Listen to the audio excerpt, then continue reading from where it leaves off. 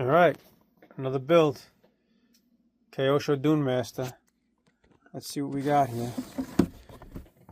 Instruction manual. Right here. Here's the body. And that's going to be done by the body master.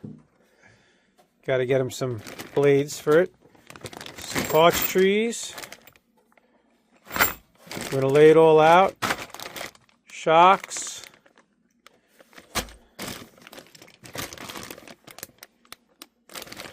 Control arms. There's the guy for the cockpit. That's going to be by the body master over there. Tires. Foam for the tires.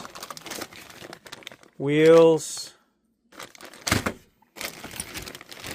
Here is the, looks like some transmission stuff. Battery hold down, transmission cover. There's the tub. We gotta see, the ESC is being delivered as we speak. We're going with a Castle Copperhead in this one with a 1406 or a 1410 motor. Amazon said it'll be here by 2 o'clock today. And the last bag right here. So we're going to lay it all out and get going.